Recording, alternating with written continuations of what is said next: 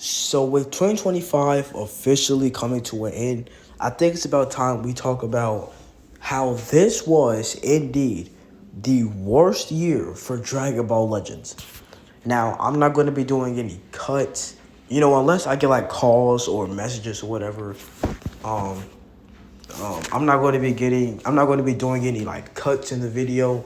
So there ain't going to be like no beginning of the year, middle of the year, end of the year. It's just going to be me talking about this year as a whole. All right. So, crap. I don't even know why it's like this in the first place. All right.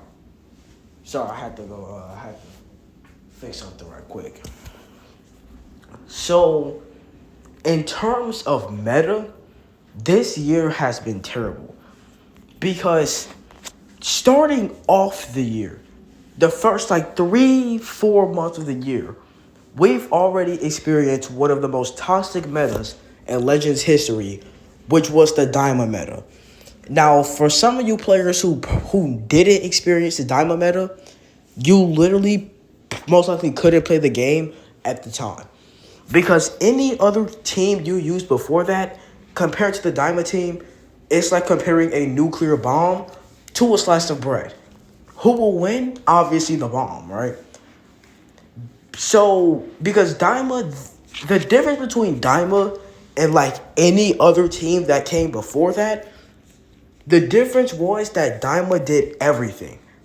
The team had endurance, indestructible for whatever reason, constant paralysis. It was just an annoying thing to experience because you just couldn't play the game. And even with you having the Diamond team yourself, it still doesn't make the game any less toxic, right? Because first off, to survive in that meta, you already need Daima characters. If you don't have the main characters for Daima, you cannot play. You just could not play. If the only characters you had for Daima was like Glorio and the Blue Goku, you couldn't play the game. Just call it quits, bro. Just call it quits. Unless you maxed out, and I mean 14 starred any other character beforehand, which you most likely didn't, you couldn't play in the meta. Because we got Majin Ku, who to this day is the unit I hate the most in this game. You got Majin Ku, who literally paralyzes you for doing nothing. You have Super Saiyan 3 Vegeta, who can just keep combos going, and he does a heck to the damage. And you have Super Saiyan 4 Goku just to be that perfect character to just make the most toxic team in the gosh darn game at the time. Because first off, if you're worrying about a rush or an ultimate, just throw in Super Saiyan 4 Goku. He can take the ultimate. And then if you're trying to do damage, bam, you have Super Saiyan 3 Vegeta, and you also have Super Saiyan 4 Goku. The team, they also have like some last man standing buffs. And then on top of that, they just do everything. They just do everything. And then you will mainly see Daima like in proud teams. Because the team would be like Super Saiyan 3 Vegeta, Majin Ku, Super Saiyan 4 Goku. And then it will be what? Tamagami, I think the Zenkai Kid Mini Goku, and either Glorio or the red Super Saiyan Daima Goku. That will be the team. Right? And that team was so annoying. I avoided Proud Mode the entire time. That's part of the reason why I don't even play it now. Like, I don't like playing Proud Mode because it's annoying to play. Like, it's 2 rounds. And if you lose one of them, you either lose the second round or you have to play the third match.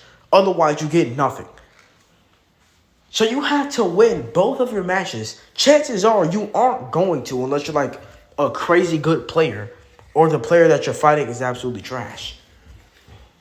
Like, if people really get carried by their team, by their characters.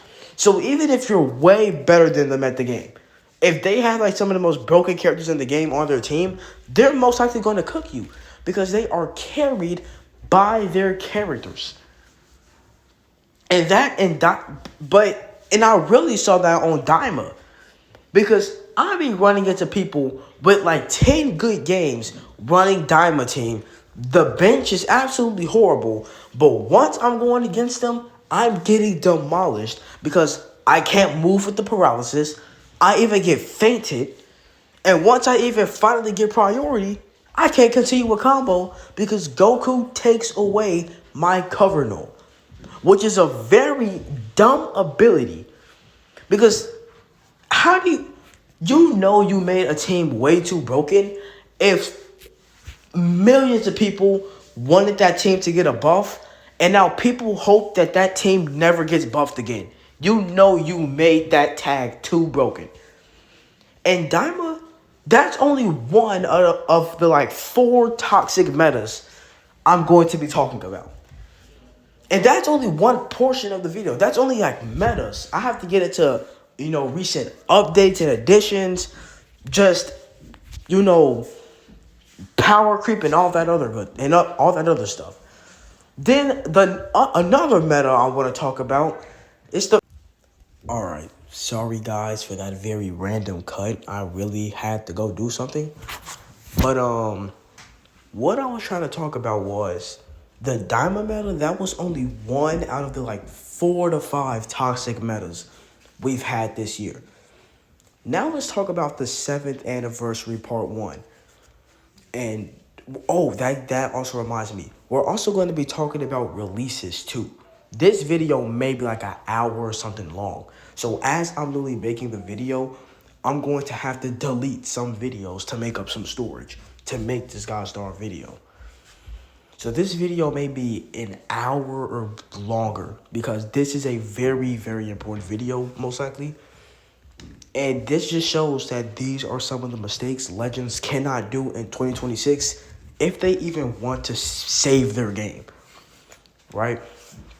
But let's also talk about the 7th anniversary part 1. Literally was the most boring meta you could have thought of. Just imagine a meta where the opponent just sits there and you do too. And you just basically stare at each other until the timer runs out. Imagine that, but you have to do that for a month. That's exactly what that was. And no matter what you did, no matter what you do, if you're playing against UI Goku, literally, they're going to be the most passive people you fight against because they don't attack. They don't attack. They just use their gauge, and then once that runs out, they can just pop main or pop the green card. Bam, I got my gauge back. And now I'm going to continue playing like a freaking piece of crap. And that meta, it was so boring because if you didn't have MUI Goku, congratulations, you most likely couldn't play the game. Before MUI Goku even released, Daima was freaking cooking, dominating the meta. The moment MUI Goku dropped, the Daima team was like, it was still used, but comparing that team to MUI Goku will be able to run through that team. Not to mention other allies and other characters getting so much value after his release.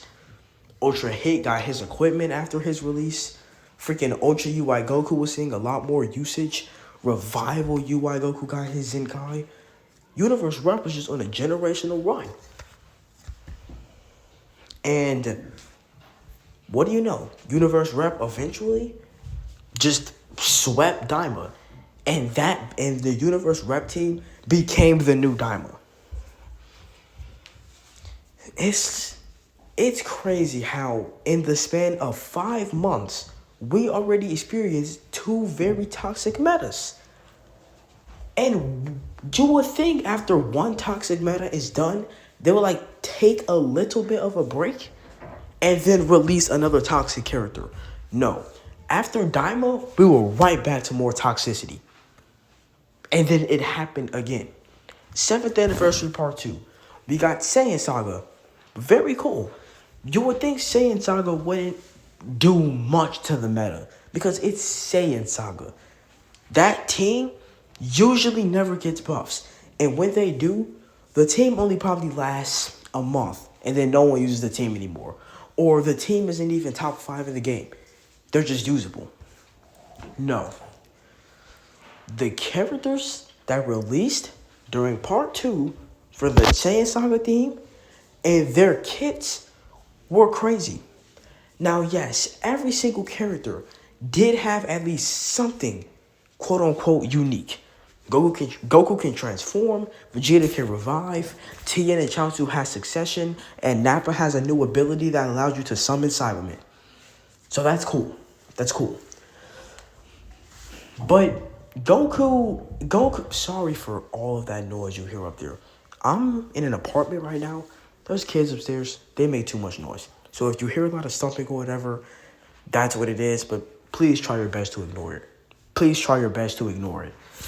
But, like I was saying, the Saiyan Saga team, just like Daima, literally does everything. It does everything.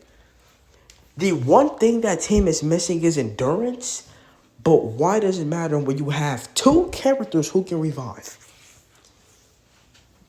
You got a great damage dealer who was Kaioken Goku, which you could even argue the number 1 damage dealer in the game at the time. Heck, even his defense was immaculate. Literally, Blue MUI's blue card, it wouldn't even do much damage against that Goku. And I think because his damage guard increases when you pop a blue card or an ultimate. That makes him even more tanky. Then he has the green cards that guarantees go type neutral and it nullifies cover change. And when you land that solar flare and you pop that blue card, that's a guaranteed one shot no matter who it lands on. No matter if you're freaking the most tankiest character in the game. If they pop that solar flare with Kaioken Goku in a blue card, you're dead. You're out. Like, it's GG's, bro. It's wraps. You're not surviving that. And if by some chance you do survive, you'll probably have 1% HP left. And the team does everything. High damage, revival, good tanking, freaking paralysis, being immune to paralysis. Like, it was just so annoying, bruh. And the 7th anniversary, literally, it was toxic meta after toxic meta after toxic meta. Because don't even get me started on the 3rd part of the 7th anniversary. Legit, I wanted to quit the game at the time. Because even with me pulling Ultra Frieza, like the number 1 character in the game at the time, that was still the most unbearable meta ever, dude. Like, ever. Like, ever. Because we got the release of Ultra Super Saiyan Goku and Ultra Full Power Frieza along with Sparking Krillin. Literally, you can build your team with just pulling those 3 characters.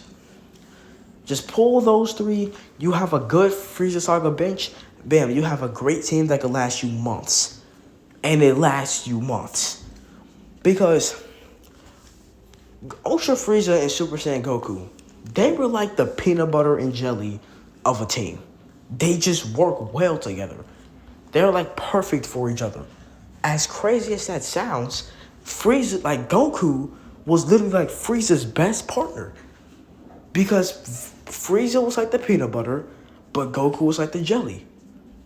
If you're like Frieza is like that whole puzzle. Like Frieza is like half a puzzle.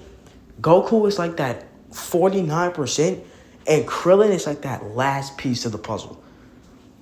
Because with Frieza and Goku pretty much dominating the game by themselves, you have Krillin who literally just provides endless amounts of support, making Frieza and Goku even more oppressive and better than what they originally are. Because Krillin was top 5 in the game off support alone. So imagine how good he would have been if he actually did a solid amount of damage and could tank pretty well. He could have probably been top 3, who knows? Number 1 could have been Frieza, number 2 could have been Goku, number 3 could have been Krillin. Krillin was surpassing Diamond characters because of his good support alone. Krillin just gave Goku and Frieza that extra boost to make them way more powerful. Frieza was so annoying because he could just keep spamming the dang death beam. Goku was annoying because he had a what? AoE green card. He has a unique gauge that can lock the opponent in. He has KO guard, which can basically give any character in the game revival. Like, and then he was just annoying to fight against, guys. He was just annoying to fight against. Bro, in that team, it only kept getting better. Because if you didn't have Krillin, you're good. Just replace Krillin with Kaioken Goku. And you now have, which was actually considered the best team in the game. Frieza Saga was definitely top 2. But it was not surpassing Frieza, Goku, Kaioken Goku. It wasn't surpassing that team. You already have your defensive mechanisms. You know, Frieza having endurance, Goku having KO guard. You know, Kaioken Goku even having pretty solid defense. You already have your defensive part. Then you have both Gokus just running through the meta with their damage. With Kaioken Goku basically one-shotting and Super Saiyan Goku just constantly putting on the beats. And then having a chance to faint on a blue card? Yeah, that's crazy, bro. That is crazy. Like, probably the most unbeatable thing in the entire game. And I'm not even exaggerating. Like, if you didn't run that team, better yet, if you were missing even one of those characters, bro, PvP was a living hell. It was. You legit needed the Ultras to survive. You needed them. Otherwise, you couldn't play the game. Because how did some of the 7th anniversary characters, they got power crept in their own celebration? It makes no sense. How are you number 1 in the game just 2 months later to barely even be number 5, top 5 in the game? in UI Goku. Like, how does that work? But again, that is only 3 betas. And funny enough, we got about like 2-3 more to talk about. When Ultra Super Saiyan 4 Vegeta released, we now experienced like actually the depression, the Great Depression of Dragon Ball Legends. From like August to like early October, Legends was in a horrible state. Not because the game was toxic, it was because the game was so boring that you wouldn't even have the motivation to look at the game. That is how bad that was. Because let's be real, the main thing about this game is PvP. That is the main thing about this game. And when PvP is in a bad state, the game is in a bad state. Like right now, but we'll be talking about that, later in the video. So when PvP is in a bad state, the game is in a bad state. And let me tell you, from August to early October, oh my God, the game was terrible. The game was horrid. Legit, the game was like in the Great Depression. There was legit nothing to do. Like, when I mean nothing, I mean nothing. There was not a singular thing you can do but play PvP. And PvP wasn't even worth playing because the only teams you will see is Ultra Frieza, Ultra Super Saiyan Goku, Ultra Super Saiyan 4 Vegeta. And you will see that 99% of your matches. And you will get cooked 99% of those times if you didn't have those characters, which you most likely didn't. And with the meta already being toxic, if that wasn't bad enough, again, there was literally nothing to do. Like, if you were to go to events, you wouldn't see all of these dang events in here. You wouldn't. You would have saw a co-op, like a free-to-play event, like the Hercule Gold Bars, and then the Zenkai Rush Battle, and that was it in the events. There was no ways to get CC. There was no any rewarding events. PvP was trash. The game was in a horrible state. And then freaking finally, October rolled around. And the meta finally improves. It finally improved. No, actually, the meta didn't improve at all. The game improved. Not the meta. No, yeah. When did the 10th anniversary roll? The 10th anniversary characters, when did they come out? They came out like somewhere in October. And that brought the game up to its highest. To its highest. Listen to me when I tell you. Those 10th anniversary characters, those releases, that brought that game to its like highest this year. Because the game was actually decently fun to play.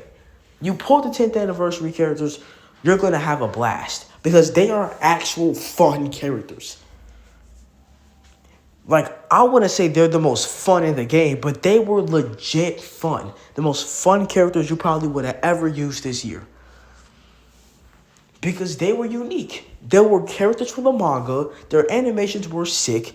They were very, very good, but they weren't toxic. Their teams were amazing. Like, really? If you had spare crystals for the festival, that really was a must summon.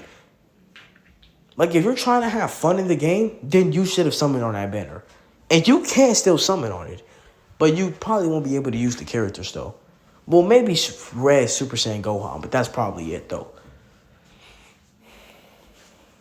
But, like, man, that's really all I gotta say. Like, dude, the game was finally becoming good. Then you have Half Corrupted Zamasu that released, which that was a very hype release. The animations were amazing. Red Zamasu got his equipment, so he was going to be meta again. Zenkai's were looking decent, finally, right? Zenkai's weren't looking as trash just like Nova Shinron. Because Nova Shinron, that's legit the worst Zenkai we ever had in this game. That's the worst Zenkai. Because the guy, he did nothing. His only purpose was to pop main ability and rush. If you can't do that, he's useless. He's like the most useless character you can ever have in this game. And people only use them for, I'm not kidding, people used them for like an hour. Then you never saw that guy again. There might have been some person who tried to use the guy, but it never went right. It didn't. It always went wrong. But like I was saying, Zenkais were looking rather decent. Releases were looking pretty good. Characters getting their equipments, they were so good. Yo, Red Zamasu was number 1 in the game. Off that equipment alone, he was number 1 in the game. They went crazy. They went stupid with that equipment. Then Legends Festival rolled around. And then we kind of experienced bullcrap. Now, if you didn't have Gogeta, the meta wasn't toxic, I'll say. If you didn't have Gogeta, you could still play the game. And that's the good part. Without Gogeta, you were still able to play the game. And again, that's the good part. If you had Red Zamasu or heck, even Purple Zamasu, heck, if you even had both, meta was, that was still like the best team in the game. Like, the meta was still playable. But of course, everything had to change during part 2. Because what character did we get for part 2? Right, Gohan. And we already know how this game gets with Gohans. They're usually either number 1 in the game or they are top 3. Nothing less unless you're a Sparking Gohan. Just a regular Sparking Gohan.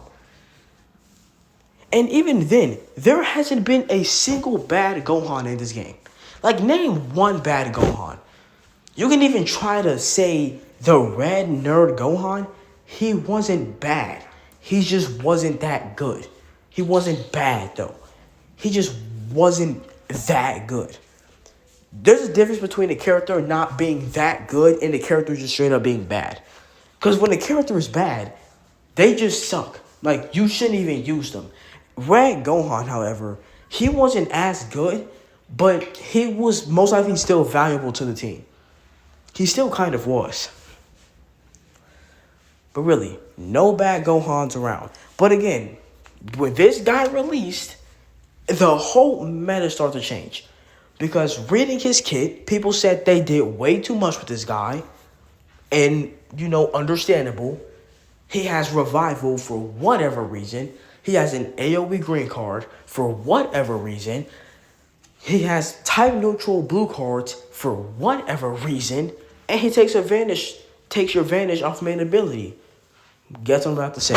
For whatever reason. What were they smoking making this guy's kit? Because Goku and him were pretty bad. Well, actually, I wouldn't say they were bad. They just weren't good compared to Gohan. I don't know, man. And then we got part 3 of the Legends Festival, and that leads us to this state right now. Literally, like I said, for the 7th anniversary, these Legends Festival characters, they are getting power creeped in the celebration they released in the exact same celebration. They are literally getting power crept. Why? And I'll answer that question. It's because they are making these characters way too good. I'm fine, obviously, with a character being good. I don't want a character to be bad. But I don't want a character to be so good to the point where it's making other characters irrelevant. The best team in the game right now is Super Saiyan 4 Goku, Super Saiyan Goku, and Gohan. And there's no debates about that whatsoever. Because that team literally does everything. It just does everything. And you know what? We're done with the metas. Then let's talk about additions to the game. There's not really actually there is bad additions. Starting off with the fact that Legends was taking away our CC secretly. You can't get CC from the free-to-play events anymore. Don't know why they even took that off to begin with. Raids are giving less CC. It usually gave like 700 per raid. Now it usually gives like 500. Outside of festivals and anniversaries.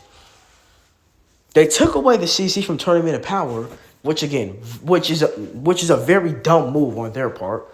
Because nobody plays Tournament of Power unless it's to get CC. And if you're taking away the one reason that people even play that event to begin with, the event is just there.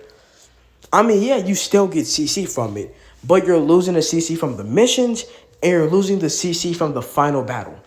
They took away basically 400 CC from that event. And they just made it easier for you to get CC now. I mean, cool, but I would have rather you just did that, but still keep the CC from the missions and keep the last battle. It's so many changes they can do that can actually improve things. But they're thinking it's making it better by making it worse. I just don't get it. So they're secretly taking away CC. Supporters is probably the worst thing this game has ever added, considering the fact that it's the most pay-to-win thing in the game, bruh. It's the most pay-to-win thing in the game. So right now, there is currently 7 supporters in the game. 7 supporters in the game. I'm not even joking. I'm not even joking when I say this. Okay, wait, look. So again, like I was saying, there are 7 supporters in the game that you can, summon for. We're not including the free-to-play ones because, they're free. But if we're including the ones you can summon on, you need 11,000 crystals to max out one singular supporter. Not 2, not 3, not 4, but 1. You need to spend 11,000 crystals. Darn near 3 rotations on an Ultra Banner to max out one singular supporter. And that's when you're guaranteed to get 1 every single time. Now, if you're just trying to max out the supporter on the actual summons, you need to spend a lot more than 11,000. You might need to spend 20,000 or 30,000. And if you're really unlucky, 40,000 for just 1 supporter. So on average, you need 11,000 crystals to max out 1. Because it takes 111 copies to max out 1. So with doing the math, to max out every single summonable supporter in the game, you need to spend darn near 100,000 crystals, which I'm sure none of you have. You need to spend 77,000 to be exact. So, which I know again, most likely none of you have that amount. And I'm pretty sure even if you did, you aren't spending it on a supporter. That would just be very dumb. Very idiotic. I know you will not do that. And I'm glad you wouldn't do that because it's useless. These are probably the most useless pay to win thing ever because you gain absolutely nothing from maxing these guys out. These are like a worse version of the Sparking Krillin that I was talking about. Because you can't even use these guys. Why would I spend 77,000 crystals, which takes you hundreds of dollars to buy, on a character that I literally can't even go into the battlefield and use? They play one short animation, they give you like some health or they stop a combo or whatever, and then you can't use them for the rest of the match. That's what I spent 11,000 crystals for. Biggest waste of crystals in my life. Biggest waste of money in my life. This is crazy. Then they made supporters even worse because before they made the change before they made the change to the supporters, with the free-to-play one specifically, you were able to go into the shop, go to Chrono Crystal shop, and you were able to keep buying an infinite amount of these supporters until they're maxed out. Right? But Legends decided to change that. They were like, we are now going to limit that to only 2 times per day. And the reason is because players who played the game longer tend to have more rare medals. So it makes it unfair to the other players, to the newer players who don't even have rare medals.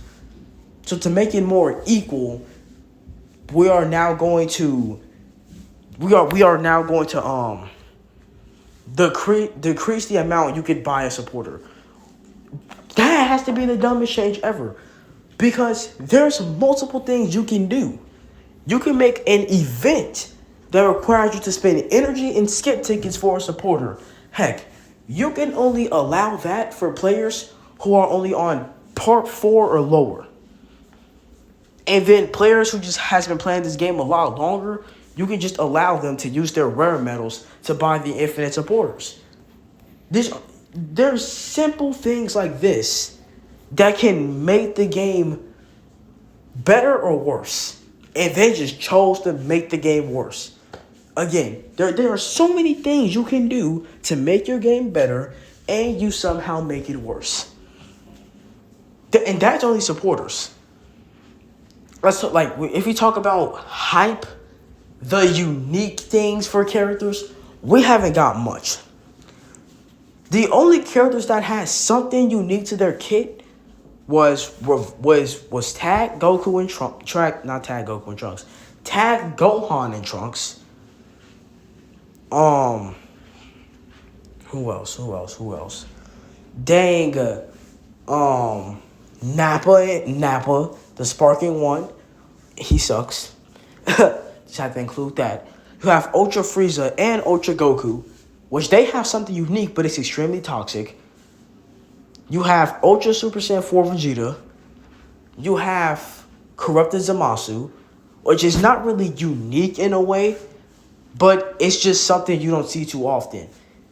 Then you have Super Saiyan Gogeta. Again, nothing really unique in terms of kit, but he has the Synchro Gauge, so you don't really see it that often. But I wouldn't even really include that as unique. I would just include that as something we didn't see in a long time. So I'm only going to barely count that. Then you got the newest character, Ultra Super Saiyan 4 Goku, who has the ability to basically prevent cover change. So those are all basically the unique characters we got. And the crazy thing is that only one of those characters weren't even toxic. One of those characters weren't even toxic. And that character was Gohan and Trunks. That's crazy. That's the only character who wasn't toxic that has something unique. And Nappa, but he actually just suck. He actually is just trash. He isn't good. He's just trash. So he barely even counts as a character. So really, Gohan and Trunks is the only non-toxic character who is fun, good, and has something unique. Everybody else is just extremely toxic. And then on top of that, some of the releases, it's not even that hype. So they're toxic, they're not hype. It's a bad duo. It's a very bad duo. So, those are pretty much all the problems with this year. I'm pretty sure it's very, very easy to make this year. It was very easy to make this year good. Because Legends has been talking about the 7th anniversary stuff since the 6th anniversary. And you telling me we waited over a year for this? For the worst year in Legends.